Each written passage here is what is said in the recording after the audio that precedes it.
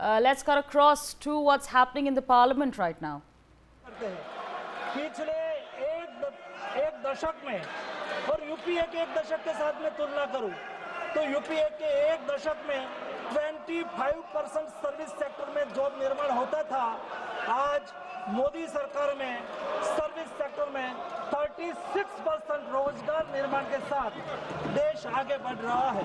माननीय अध्यक्ष महोदय, अनएम्प्लॉयमेंट रेट देश में आज 3.2% है, जो डेवलप्ड कंट्री के बराबर है या तो डेवलप्ड कंट्री से कम भी है।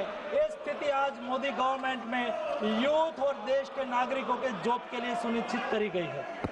माननीय सदस्यगण, मैंने पहले भी आग्रह किया है, फिर माननीय सदस्यों से आग्रह कर रहा हूं।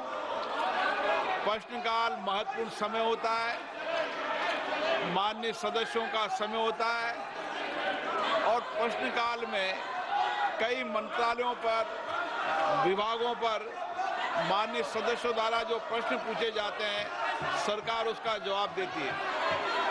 आपने को जनता ने यहाँ प्रश्न करने पूछा है, लोगों के मुद्दे, लोगों की आकांक्षा, अपेक्षाओं के लिए भेजा है।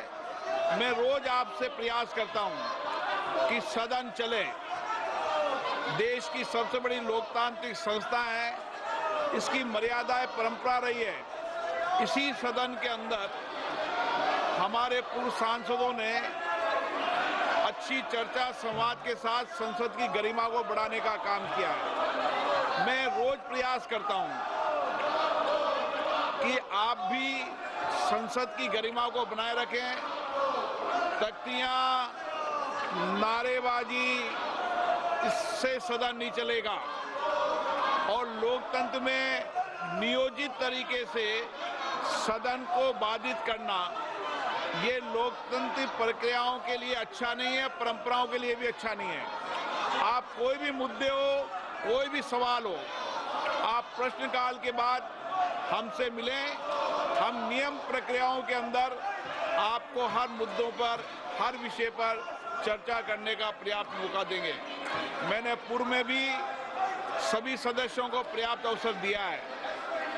कई महत्वपूर्ण विधेयकों पर चर्चा होनी है, जिसमें आप सब माननीय सदस्य अपने विचार व्यक्त करना चाहते हैं, पर आप सदन अगर बाधित करना चाहते हैं, सदन नहीं चलाना चाहते, तो ये अच्छी परंपरा नहीं है।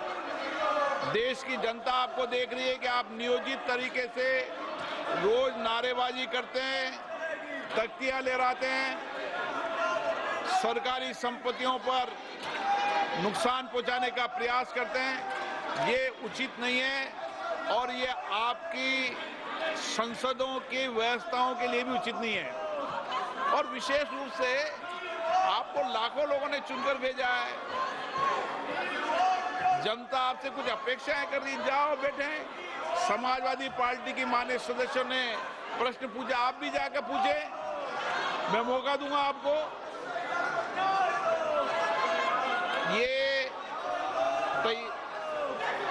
ये आचरण आपका उचित नहीं है, ये संसद की कार्य पद्धति के अनुरूप नहीं है।